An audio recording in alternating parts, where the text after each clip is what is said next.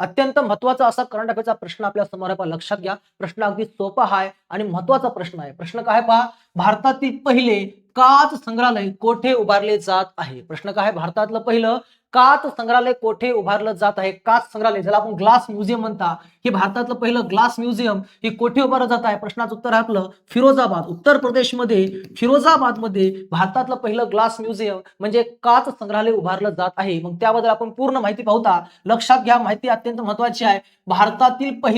भारतातील पहिले विशेष काच संग्रहालय ज्याला आपण ग्लास म्युझियम म्हणता, उत्तर प्रदेशातील फिरोजाबाद येथे उभारले जात आहे. कारण फिरोजाबाद या शहराला ग्लास सिटी ऑफ इंडिया म्हणतात. ग्लास सिटी ऑफ इंडिया म्हणून कोणत्या शहराला ओळखतात? फिरोजाबाद शहराला ओळखतात.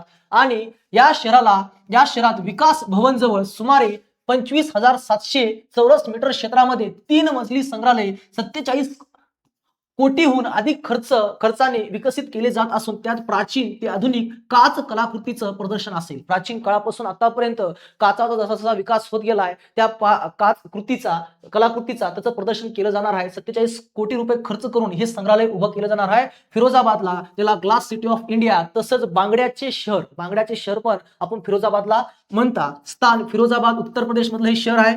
उद्देश काच उद्योगाचा वारसा जपणे आणि पर्यटनाला चालना देणे हा त्याचा काय उद्देश आहे. यामध्ये AR VR तंत्रज्ञान, थेट काच निर्मिती, प्रात्यक्षिके आणि ऐतिहासिक काच संग्रहाचा समावेश असेल.